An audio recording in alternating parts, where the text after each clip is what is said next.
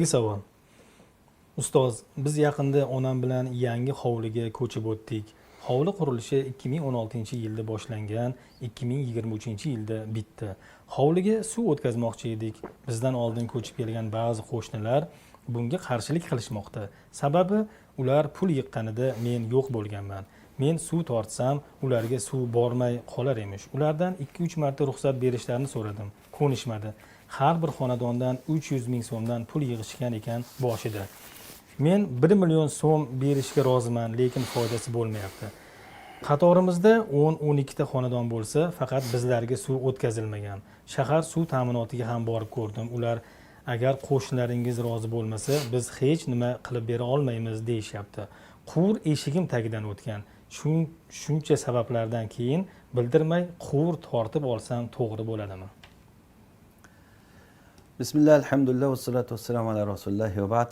Bunga bir narsa deyish qiyin, chunki qo'shnilarda haqqi o'zlari pul sarflab turib olib kelgan bo'lsa, endi ular qo'shnichilik haqqi bir insof qilib o'zlari bersa yaxshi bo'lardi sizga.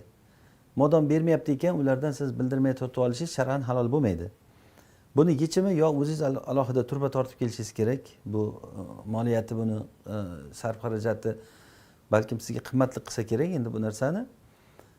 Yoki sabr qilishingiz kerak. Ikkinchi yo'li, yoki bo'lmasa hukumatdan siz talab qilib o'sha suv nimalarida mas'ullaridan borib talab qilishingiz kerak. Kelib hal qilib beringlar menga, men suv ichishim kerak. Qo'shnilar ma'mul qilyapti.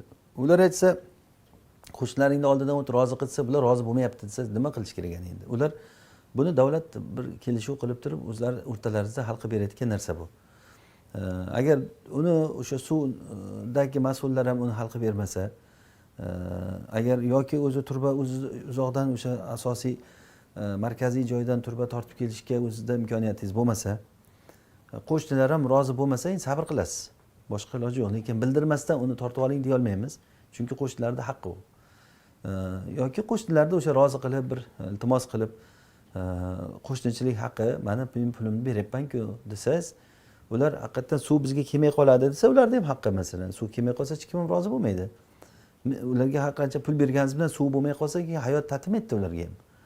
Ular o'zlari turbaga pul berib olib kelgan bo'lsa, endi siz ham o'sha bir sabr qiling, bir yo'lini qilib turib o'sha markaziy suv nimasidan turbalardan o'znikiga olib kelguncha sabr qilib turasiz endi. Allohu a'lam.